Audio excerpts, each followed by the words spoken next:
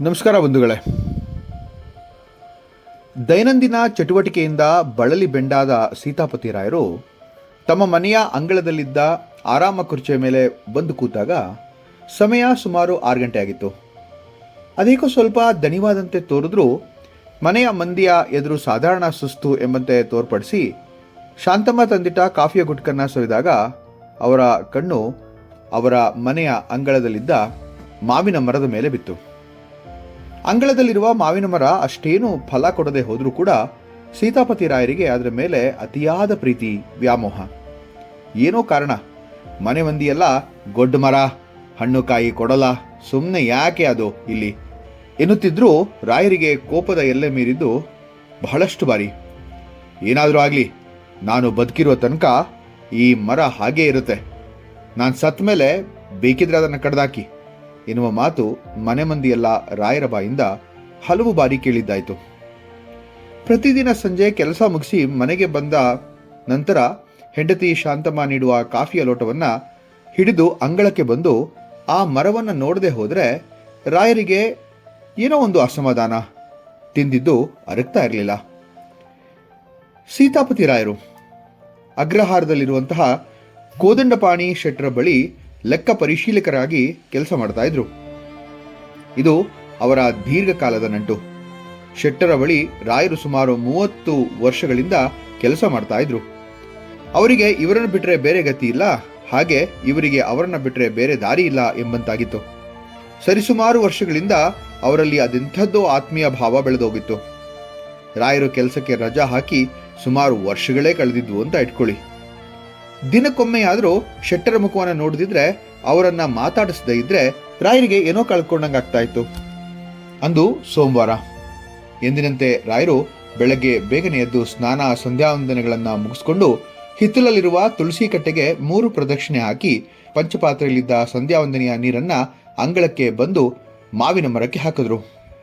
ಮಾವಿನ ಮರವನ್ನು ಒಮ್ಮೆ ನೇವರಿಸಿ ತಮ್ಮ ಕೋಣೆಗೆ ಹೋಗಿ ಕೆಲಸಕ್ಕೆ ತಯಾರಾದರು.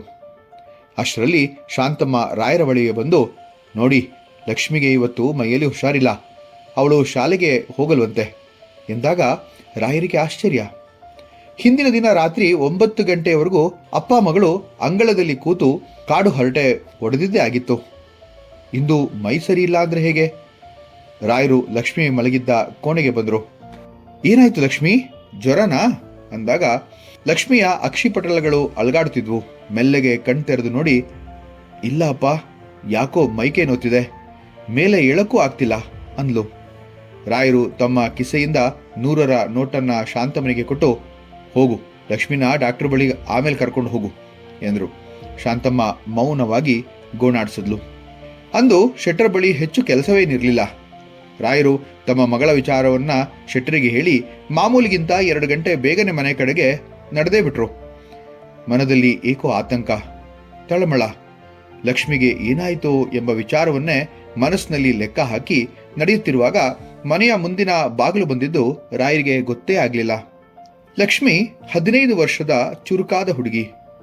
ನೀಳ ಮೈಕಟ್ಟು, ಹೊಂಬಣ್ಣ, ನೀಳ ಜಡೆ, ಎತ್ತರದ ನಿಲುವು. 10ನೇ ತರಗತಿಯಲ್ಲಿ ಓದ್ತಿದ್ರು ಕೂಡ ವಯಸ್ಸಿಗಿಂತ ಹೆಚ್ಚಿನ ತಾಳ್ಮೆ, ಅನುಭವ ಇರುವ ಹಾಗೆ ಕಾಣ್ತಾಳೆ. ಅಪ್ಪ ಅಮ್ಮನ ಕಂಡ್ರೆ ಎಲ್ಲಿಲ್ಲದ ಪ್ರೀತಿ. 3 ಜನ ಅಣ್ಣಂದಿರ ಪ್ರೀತಿಯ ತಂಗಿ. ತಾಯಿ ಶಾಂತಮ್ಮನಂತೆ ಮೃದು ಸ್ವಭಾವ. ನೋಡಿದ್ರೆ ತಂದೆಯ ಎಲ್ಲಾ ಲಕ್ಷಣಗಳನ್ನ ಹೊಂದಿದ್ಲು ಲಕ್ಷ್ಮಿ. ರಾಯರು ಮನೆ ಮುಂದೆ ಬಂದಾಗ ಅವರನ್ನ ಎದುರುಗೊಂಡವಳೆ ಲಕ್ಷ್ಮಿ. ಆಗ ತಾನೇ ನಿದ್ದೆಯಿಂದ ಎದ್ದು ಚೇತರಿಸಿಕೊಂಡವಳಾಗಿ ಕಾಣ್ತಾ ಇದ್ಲು. ಅಪ್ಪನನ್ನ ಕಂಡು ಕೂಡಲೇ ಲಕ್ಷ್ಮಿ, ಇದೇನೋ ಇಷ್ಟು ಬೇಗ? ರಾಯರು, ಮನಸ್ಸು ತಡಿಲಿಲ್ಲಮ್ಮ, ಹೇಗಿದ್ದೀಯಾ? ಸ್ವಲ್ಪ ಪರವಾಗಿಲ್ಲಪ್ಪ, ಬಾ. ಅಮ್ಮ ಅಮ್ಮ. ಲಕ್ಷ್ಮಿ ಶಾಂತಮ್ಮನನ್ನ ಕರೆಯುತ್ತಾ ಕೋಣೆಯೊಂದರ ಒಳಗೆ ಹೋದ್ಲು. ರಾಯರ ಬೇಗ ಬರುವ ವಿಚಾರ ತಿಳಿಯದ ಶಾಂತಮ್ಮ ಅಡಿಗೆ ಮನೆಯಲ್ಲಿರದೆ ಹಿಂದಿನ ಹಿತ್ತಲಲ್ಲಿ ಒಗೆಯೋ ಬಂಡೆಯ ಹತ್ತಿರ ಅಕ್ಕಿ ಆರಿಸ್ತಾ ಕೂತಿದ್ರು. ಲಕ್ಷ್ಮಿಯ ಕೂಗು ಕೇಳಿ ಗಾಬರಿಯಿಂದ ಹೊರಬಂದು ರಾಯರನ್ನು ನೋಡಿ ತಕ್ಷಣ ಅವರ ಬಾಯಿಂದ ಹೊರಟ ಮಾತೇನು ಗೊತ್ತಾ? ಇದೇನೋ ಇಷ್ಟು ಬೇಗ ಎಂದು. ರಾಯರು ಎಲ್ಲ ವಿಚಾರವನ್ನ ಸವಿಸ್ತಾರವಾಗಿ ಹೇಳಿದ ನಂತರ ಸಂತೋಷಗೊಂಡವಳಾಗಿ ಕಾಫಿ ತರುವ ಉದ್ದೇಶದಿಂದ ಅಡಿಗೆ ಮನೆಗೆ ಹೋದ್ಲು. ಆಗಲೇ ಹೇಳಿದ ಹಾಗೆ ರಾಯರಿಗೆ 4 ಜನ ಮಕ್ಕಳು, 3 ಗಂಡು ಮತ್ತೊಂದು ಹೆಣ್ಣು. ಸಾಧಾರಣ ಕುಟುಂಬ ಅವರದು. ಸ್ಮಾರ್ತ ಬ್ರಾಹ್ಮಣರ ಕುಟುಂಬವಾದ್ದರಿಂದಲೋ ಏನೋ ಮನೆಯಲ್ಲಿ ಸಂಸ್ಕಾರಕ್ಕೂ ಮತ್ತೆ ಭಯ ಭಕ್ತಿಗೂ ಏನೂ ಕೊರತೆ ಇರಲಿಲ್ಲ. ರಾಯರು ಸುಸಂಸ್ಕೃತರು.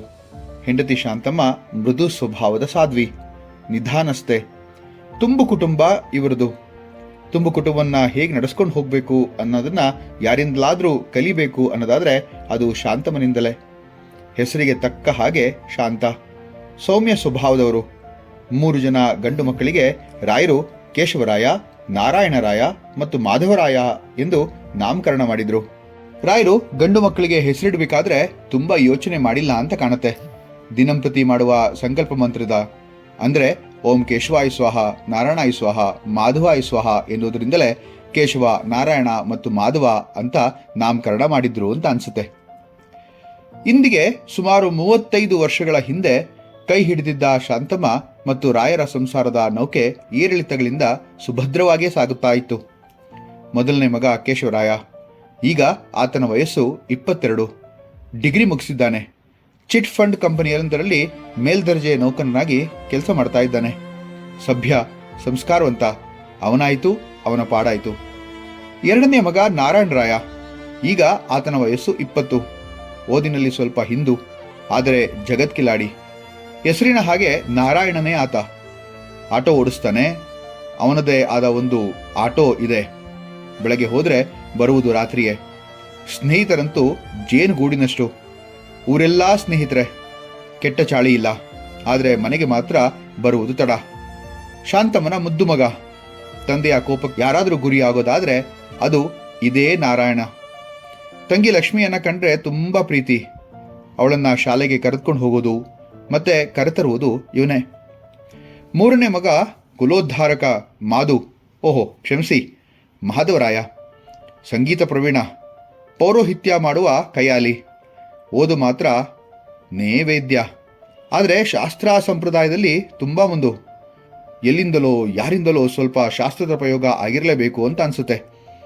ಮಾತೆತ್ತಿದ್ರೆ ರಾಶಿ, ನಕ್ಷತ್ರ, ಕಾಲ, ಕರ್ಣ ಅಂತ ಮಾತಾಡ್ತಾನೆ ಇರ್ತಾನೆ. ಮಾಧುವಿನ ಈ ನಡೆ ರಾಯರಿಗೆ ಸ್ವಲ್ಪವೂ ಆಗದು. ಮನೆಯಲ್ಲಿ ಈತನಿಂದಲೇ ಜಗಳ, ಗದ್ದಲ. ಆದರೂ ಮಾಧು ಮಾತ್ರ ಈ ತಾರಾಯಿತು, ತನ್ನ ಪ್ರಪಂಚವಾಯಿತು ಅನ್ನುವಂತಹ ಜಾಯಮಾನದವನು.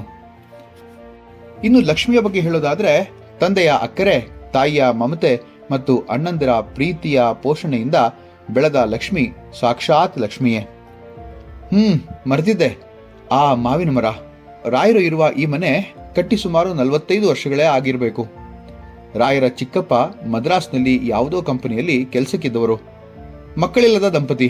ಕೊನೆಗೆ ರಾಯರ ತಂದೆಯೇ ಅವರನ್ನ ತಮ್ಮ ಬಳಿಯೇ ಬಂದಿರು ಅಂತ ಹೇಳಿದಾಗ ಮದ್ರಾಸಿನಿಂದ ಮಾಡಿಟ್ಟ ಹಣದಿಂದ ಕೊಂಡಂತಹ ಕಟ್ಟಿಸಿದಂತಹ ಮನೆ ಇದು.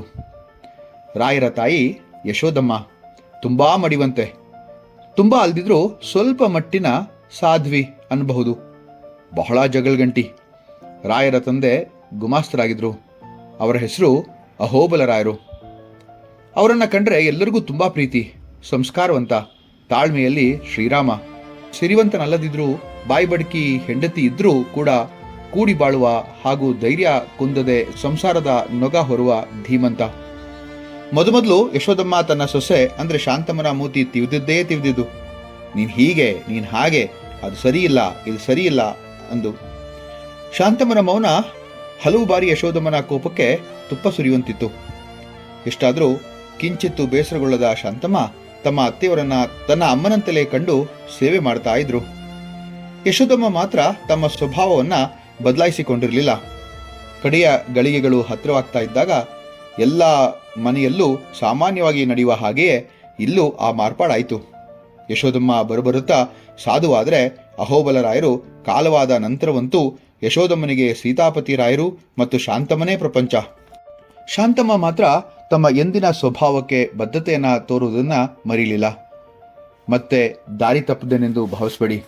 ಅದೇ ಮಾವಿನ ಮರದ ಸಂಗತಿ. ಈಗೋ ಇಲ್ಲಿದೆ. ಯಶೋದಮ್ಮ ತಮ್ಮ ಊರಿನಿಂದ ಕೆಲಸದ ಆಳು ತಂದಿದ್ದ ರಸಪುರಿ ಮಾವಿನ ಸಸಿಯನ್ನ ತಮ್ಮ ಮನೆಯ ಅಂಗಳದಲ್ಲಿ ನೆಟ್ಟು ಮಗುವಿನಂತೆ ನೋಡ್ಕೊಳ್ತಾ ಇದ್ರು. ಮನಸ್ಸಿಗೆ ಕಿರಿಕಿರಿ ಆದಾಗ ಅದರ ಬಳಿ ಹೋಗಿ ತಮ್ಮ ನೋವನ್ನ, ದುಗುಡವನ್ನ, ಅಳಲನ್ನ ತೋಡ್ಕೊಳ್ತಾ ಇದ್ರು. ತುಂಬಾ ಪ್ರೀತಿಯಿಂದ ಬೆಳೆಸಿದ ಮರದಿಂದ ಹಣ್ಣು ಬರುತ್ತಿದ್ದಂತೆ ಬಹಳ ಹೆಮ್ಮೆಯಿಂದ ದಿನಕ್ಕೆ 100 ಬಾರಿಯಂತೆ ಮನೆಯಲ್ಲಿದ್ದವರಿಗೆಲ್ಲ ಹೇಳ್ಕೊಂಡು ಜಂಬಾ ಕೊಚ್ಕೊಳ್ತಾ ಇದ್ರು. ಆ ಮರದ ಹಣ್ಣು ಎಷ್ಟು ರುಚಿಯಾಗಿತ್ತೆಂದರೆ ಅದನ್ನ ತಿಂದವರೆಲ್ಲರೂ ಅದರ ಗುಣಗಾನ ಮಾಡುವವರೇ. ಮನೆಯ ಮಂದಿಗೆಲ್ಲ ಬೇಸಿಗೆ ಬಂತೆಂದರೆ ಆ ಮಾವಿನ ಮರದ ಹಣ್ಣು ತಿನ್ನುವ ತವಕ. ಆದ್ದರಿಂದ ಯಶೋದಮ್ಮನ ಕೈ ರುಚಿಯೂ ಕೂಡ ಪ್ರವರ್ಧಮಾನಕ್ಕೆ ಬಂದಿದ್ದು ಸುಳ್ಳಲ್ಲ. ಸೀಕರಣೆ, ಮಾವಿನ ಹಣ್ಣಿನ ಫಲಾದ್ಯ, ಮಾವಿನ ರಸ, ಮಾವಿನ ಹಣ್ಣಿನ ಸಾಸುವೆ, ಹೀಗೆ ಬಾಯಿ ಚಪ್ಪರಿಸುವಂತಹ ಖಾದ್ಯಗಳು ಯಶೋದಮ್ಮನ ಅಡಿಗೆ ಮನೆಯಲ್ಲಿ ಖ್ಯಾತಿಯನ್ನೇ ಪಡ್ಕೊಂಡಿದ್ವು. ಕಾಲ ಕಳೆದಂತೆಲ್ಲ ಮನೆಯವರೆಲ್ಲರ ಜೊತೆಗಾರನಾದಿದ್ದು ಈ ಮಾವಿನ ಮರ. ಎಷ್ಟರ ಮಟ್ಟಿಗೆ ಅಂದರೆ ಯಾರಿಗೆ ದುಃಖವಾಗ್ಲಿ ಸುಖವಾಗ್ಲಿ ಗೌಪ್ಯವಾಗಿ ಹಂಚಿಕೊಳ್ತಾ ಇದ್ರು ಈ ಮಾವಿನ ಮರದ ಜೊತೆ. ಸರಿಸುಮಾರು ಎಲ್ಲರ ಗುಟ್ಟು ಗೊತ್ತಿದ್ದು ಕೂಡ ಈ ಮಾವಿನ ಮರಕ್ಕೆ ಅನಿಸುತ್ತೆ. ಬರುತ್ತಾ ಮಾವಿನ ಮರವು ಆ ಕುಟುಂಬದ ಪ್ರಮುಖ ಸದಸ್ಯನಂತೆಯೇ ಆಗೋಗಿತ್ತು. ಯಶೋದಮ್ಮನ ಅಕ್ಕರೆ ಮನೆಯವರೆಲ್ಲರ ಆರೈಕೆಯಿಂದ ಸೊಂಪಾಗಿ ಬೆಳೆದಿತ್ತು ಆ ಮಾವಿನ ಮರ. ಸೀತಾಪತಿ ರಾಯರು ಹುಟ್ಟಿದ ಮೇಲೆ ಇನ್ನಷ್ಟು ಹತ್ತಿರವಾಯಿತು ಆ ಕುಟುಂಬಕ್ಕೆ. ಅಹೋಬಲ ರಾಯರಿಗೆ ಯಶೋದಮ್ಮನವರಿಗೆ ಹುಟ್ಟಿದ ಕುಲೋದ್ಧಾರಕ ಸೀತಾಪತಿ ರಾಯರು. ಬೆಳೆದಿದ್ದು ಮಾತ್ರ ತುಂಬು ಆರೈಕೆಯಲ್ಲಿ. ಅಹೋಬಲ ರಾಯರಿಗೆ ಮತ್ತು ಯಶೋದಮ್ಮನವರಿಗೆ ಮಗನ ಮೇಲೆ ಅತಿಯಾದ ಪ್ರೀತಿಯ ಸಾಗರ ಆಗಾಗ ಉಕ್ಕುತ್ತಲೇ ಇತ್ತು. ಕೆಲವೊಮ್ಮೆ ಈ ಪ್ರೀತಿಯ ಅಲೆ ರಾಯರ ಮೇಲೆ ಭಾರವಾದದ್ದೂ ಹೌದು. ತುಂಬಾ ಸ್ಥಿತಿಪ್ರಜ್ಞರಾದ ರಾಯರು ಮಾತ್ರ ತಮ್ಮ ವಿದ್ಯಾಭ್ಯಾಸ ಮತ್ತು ಜವಾಬ್ದಾರಿಯನ್ನ ಸಕಾಲ ಸಮರ್ಥವಾಗಿ ನಿಭಾಯಿಸ್ತಾ ಸಾಕ್ತಾ ಇದ್ರು. ಸೀತಾಪತಿ ರಾಯರ ಬೆನ್ನಿಗೆ ಬಿದ್ದಿದ್ದು ಅವರ ತಂಗಿ ಸೌಭಾಗ್ಯ. ಹೀಗೆ ಅಪ್ಪ, ಅಮ್ಮ, ಅಜ್ಜಿ, ತಾತ, ಚಿಕ್ಕಪ್ಪ, ಚಿಕ್ಕ ತಾತ, ಅತ್ತೆಯರ ಆರೈಕೆಯಲ್ಲಿ ಈ ಎರಡೂ ಮಕ್ಕಳು ಬೆಳೆದರು. ಮಾವಿನ ಮರ ಮೂಕ ಸಾಕ್ಷಿಯಾಗಿ ಆ ಕುಟುಂಬದ ಏಳಿಗೆಯನ್ನ, ಸಿರಿ ಸಂಪತ್ತನ್ನ ಹಾಗೂ ಆಗು ಹೋಗುಗಳನ್ನ ನೋಡ್ತಲೇ ಇತ್ತು. ಯಶೋದಮ್ಮನವರ ಅಂತಿಮ ಕಾಲ ಘಟ್ಟದಲ್ಲಂತೂ ಮಾವಿನ ಮರ ಬಹಳ ದೊಡ್ಡ ಪಾತ್ರವನ್ನೇ ಪಡಿತು. ಸೀತಾಪತಿ ರಾಯರು ಶಾಂತಮ್ಮನವರ ಮದುವೆಗೆ ಸಾಕ್ಷಿಯಾದದ್ದು ಇದೇ ಮಾವಿನ ಮರ. ಕೇಶವ, ನಾರಾಯಣ ಮತ್ತು ಮಾಧವರ ಜನ್ಮಕ್ಕೂ ಕೂಡ ಈ ಮಾವಿನ ಮರ ಸಾಕ್ಷಿಯಾಯಿತು. ಮಾವಿನ ಮರ ಸಕಾಲದಲ್ಲಿ ಹಣ್ಣು ನೀಡುವುದಷ್ಟೇ ಅಲ್ಲ, ಪ್ರತಿ ಹಬ್ಬ ಹರಿದಿನಕ್ಕೂ ಮದುವೆ ಮುಂಜಿಗೂ ಶುಭಕರವಾದ ಮಾವಿನ ಎಲೆಯನ್ನು ಕೂಡ ಒದಗಿಸ್ತಾ ಇತ್ತು. ಹೀಗೆ ದಿನ ಕಳೆಯುತ್ತಿರುವಾಗ ಯಶೋದಮ್ಮನವರ ಆರೋಗ್ಯ ಹದಗೆಡುತ್ತಲೇ ಹೋಯಿತು. ಆದರೆ ಎಷ್ಟೇ ಆರೋಗ್ಯ ಕೆಟ್ಟಿರಲಿ, ದಿನಕ್ಕೊಮ್ಮೆಯಾದರೂ ಮಾವಿನ ಮರದ ಬಳಿ ಬಂದು ಒಂದು ಗಳಿಗೆ ನಿಲ್ಲದಿದ್ದರೆ ಅವರಿಗೆ ಸಮಾಧಾನವೇ ಆಗ್ತಿರಲಿಲ್ಲ. ಅಂದು ಸೋಮವಾರ, ಶ್ರಾವಣ ಸೋಮವಾರ. ಮನೆಯಲ್ಲಿ ಉತ್ಸಾಹ ತುಂಬಿತ್ತು. ಏಕೆಂದರೆ ಶಾಂತಮ್ಮನಿಗೆ ಪ್ರಸವದ ವೇದನೆ, ಲಕ್ಷ್ಮಿಯ ಜನ್ಮವಾಗುವುದರಲ್ಲಿತ್ತು. ಒಂದು ಕಡೆ ಸಂತಸ ಎಲ್ಲೆಡೆ ಹರಡುತ್ತಿರುವ ವೇಳೆಗೆ ಯಶೋದಮ್ಮ ಇದ್ದ ಕೋಣೆಯಿಂದ ಜೋರಾಗಿ ಕಿರ್ಚಿದ ಶಬ್ದ ಕೇಳಿ ಎಲ್ಲರೂ ಅಲ್ಲಿಗೆ ಓಡಿ ಬಂದರು. ರಾಯರು ಅಮ್ಮನ ಬಳಿ ಕುಳಿತು ಯೋಗಕ್ಷೇಮ ವಿಚಾರಿಸತೊಡಗಿದರು. ತಾಯಿಯ ಕಣ್ಗಳೆರಡು ಮೇಲೇರಿದ ಹಾಗೆಲ್ಲ ರಾಯರ ಹೃದಯದ ಬಡಿತ ನಿಂತೇ ಹೋದಂಗಾಗಿತ್ತು. ಅವರ ಹೃದಯದ ಬಡಿತ ಕೋಣೆಯಲ್ಲಿದ್ದವರೆಲ್ಲರಿಗೂ ಕೇಳಿಸುವಂತಿತ್ತು. ರಾಯರ ಪರಿಸ್ಥಿತಿಯಂತೂ ಹೇಳುತ್ತಿರದು. ಒಂದು ಕಡೆ ಹೆಂಡತಿಯ ಪ್ರಸವ, ಇನ್ನೊಂದು ಕಡೆ ಹೆತ್ತ ತಾಯಿಯ ಮರಣಾಸನ್ನತೆ. ಆಗ ಯಶೋದಮ್ಮನವರ ಎಡಗೈ ಮೇಲೆತ್ತಿ ಕಿಟಕಿಯ ಆಚೆ ಇರುವ ಮಾವಿನ ಮರವನ್ನ ತೋರಿಸುವಂತೆ ರಾಯರಿಗೆ ಭಾಸವಾಯಿತು. ತಕ್ಷಣ ರಾಯರು ತಮ್ಮ 3 ಜನ ಗಂಡು ಮಕ್ಕಳನ್ನು ಕರೆದರು. ಬಾಲ್ಯ ದಾಟಿದ್ದ ಆ ಪುಟ್ಟ ಹುಡುಗರು ಅಜ್ಜಿಯ ಮಂಚವನ್ನ ಸುತ್ತುವರೆದು ನಿಂತರು. ರಾಯರು ಮತ್ತು ಅವರ ತಂಗಿಯ ಗಂಡ ಸೋಮರಾಯರು ಸೇರಿ ಯಶೋದಮ್ಮನವರನ್ನ ಮಾವಿನ ಮರದ ಹತ್ತಿರ ಕರೆತಂದರು. ಆಗ ಸಮಯ ಸುಮಾರು ಬೆಳಗ್ಗೆ 9 ಆಗಿತ್ತು. ಯಶೋದಮ್ಮನವರ ಅಣತಿಯಂತೆ ಮಾವಿನ ಮರದ ಕೆಳಗೆ ಒಂದು ಹಾಸಿಗೆಯ ಮಂಚವನ್ನು ಹಾಕಲಾಯಿತು. ಯಶೋದಮ್ಮನವರು ಬಹಳ ನಿತ್ರಾಣಗೊಂಡಿದ್ದರಿಂದ ಕೈಸನ್ನೆಯಿಂದ ರಾಯರನ್ನ ತಮ್ಮ ಬಳಿ ಕರೆದು ಕೂಡಲು ಹೇಳಿದರು. ರಾಯರು ತಮ್ಮ ತಾಯಿಯ ಆ ಆಪ್ಯಾಯತೆಗೆ ಹೊಸವರು. ತಾಯಿಯ ಎಡಭಾಗದ ಭುಜದ ಪಕ್ಕ ರಾಯರು ಕೂತಾಗ ಯಶೋದಮ್ಮನವರು ತಮ್ಮ ಬಲಗೈಯನ್ನ ಮೇಲೆತ್ತಿ ಏನೋ ಸೂಚಿಸುವಂತೆ ಸನ್ನೆ ಮಾಡಿದ್ರು. ಅವರ ಬಲಗೈ ಶಾಂತಮ್ಮನಿದ್ದ ಕೋಣೆಯನ್ನ ನೋಡ್ತಾ ಇತ್ತು. ಇದರ ಸೂಚನೆಯನ್ನು ಅರಿತ ರಾಯರು ತಾಯಿಗೆ ಸಮಾಧಾನ ಹೇಳ್ತಾ, ಶಾಂತಿ ಚೆನ್ನಾಗಿದ್ದಳಮ್ಮ, ಇನ್ನೇನು ಕೆಲವೇ ನಿಮಿಷಗಳಲ್ಲಿ ನಿನ್ನ ಮೊಮ್ಮಗನೋ ಅಥವಾ ಮೊಮ್ಮಗಳೋ ಹುಡ್ತಾರೆ ಎಂದಾಗ ರಾಯರ ಕಣ್ಣಲ್ಲಿ ಹೊಳಪು. ರಾಯರ ದ್ವಂದ್ವ ಭಾವನೆ ಹತ್ತಿರ ಇದ್ದು ನೋಡುವವರಿಗೆ ಮಾತ್ರವೇ ತಿಳಿತಾ ಇತ್ತು. ರಾಯರು ತಮ್ಮ ದುಃಖವನ್ನ ತಡೆಯುತ್ತಾ ಹೊಳಪಿನ ರಸಭಾವದಿಂದ, ಅಮ್ಮ, ನೀನು ಬೇಗ ಸರಿ ಹೋಗ್ಬಿಡು, ನಿನ್ನ ಕೈಯಲ್ಲಿ ಬೆಳೆಯುವ ಮಕ್ಕಳು ತುಂಬಾ ಶ್ರೇಯಸ್ಸನ್ನ ಪಡೆಯುತ್ತವೆ. ನೋಡಿಲಿ, ಕೇಶವ, ನಾರಾಯಣ ಹಾಗೂ ಮಾಧವನ್ನ ದಷ್ಟಪುಷ್ಟವಾಗಿ ಬೆಳೆಸಿದ್ದೀಯಮ್ಮ, ಸ್ವಲ್ಪ ಸುಧಾರಿಸ್ಕೋ. ನಾನು ಹೋಗಿ ಶಾಂತಿಗೆ ಏನಾಗಿದೆ ಅಂತ ಹೇಳಿ ನೋಡ್ಕೊಂಡ್ ಬರ್ತೀನಿ. ಯಶೋದಮ್ಮನವರು ಸುಮಾರು ದಿನದಿಂದ ಮುಚ್ಚಿದ್ದ ಕಣ್ಣು ತೆರೆದಿರಲಿಲ್ಲ. ಕೆಲವೊಮ್ಮೆ ಸಣ್ಣದಾಗಿ ಕಣ್ತೆರೆದು ನೋಡಿ ಮುಚ್ಚಿದ ಕಣ್ಣು ಮತ್ತೆ ತೆರೆಯುವುದು ಹಲವು ಗಂಟೆಗಳಾದ ಮೇಲೆಯೇ. ಆದರೆ ರಾಯರು ಹೇಳಿದ ಮಾತುಗಳನ್ನು ಕೇಳಿ ಕಣ್ಣಿಂದ ನೀರು ಹರಿಯಿತು. ಸೌಭಾಗ್ಯ ಪಕ್ಕದಲ್ಲಿ ಕೂತು ಸೆರಗಿನ ಅಂಚಿನಿಂದ ತಾಯಿಯ ಕಣ್ಣೀರನ್ನ ಒರೆಸ್ತಾ ಇದ್ಲು. ರಾಯರು ಹೇಳಿ ಇನ್ನೇನು ಎದ್ದು ಹೊರಡಬೇಕು ಎನ್ನುವಷ್ಟರಲ್ಲಿ ಯಶೋದಮ್ಮ ತಮ್ಮ 2 ಕಣ್ಣುಗಳನ್ನು ಎಂದಿಗಿಂತ ದೊಡ್ಡದಾಗಿ ತೆಗೆದು ಸೀತಾಪತಿ ಎನ್ನುತ್ತಲೇ ಇರುವಾಗ ಯಶೋದಮ್ಮನವರ ಪ್ರಾಣದ ಪಕ್ಷಿ ಹಾರೋಯಿತು. ಅಮ್ಮ ಅಮ್ಮ ಎಂದು ಚೀರುವ ದನಿ ಒಂದು ಕಡೆ ಆದರೆ ಶಾಂತಮ್ಮನ ಕೋಣೆಯಿಂದ ಹೆಣ್ಣು ಮಗು ಎನ್ನುವ ದನಿ ಇನ್ನೊಂದು ಕಡೆ. ರಾಯರ ಇಬ್ಬುಗೆಯ ಪರಿಸ್ಥಿತಿಯನ್ನ ಕಂಡು ಅಲ್ಲಿ ನೆರೆದಿದ್ದವರೆಲ್ಲರೂ ಹಲುಬಿದರಷ್ಟೇ. ರಾಯರಿಗೆ ಮಾತೃವಿಯೋಗ ಒಂದು ಕಡೆ ಆದರೆ ಮಗಳು ಹುಟ್ಟಿದ ಸಂಭ್ರಮ ಇನ್ನೊಂದು ಕಡೆ. ಅಂತೂ ಮೂಕ ಪ್ರೇಕ್ಷಕನಾಗಿ ನಿಂತಿದ್ದು ಮಾತ್ರ ಅಂಗಳದ ಮಾವಿನ ಮರ.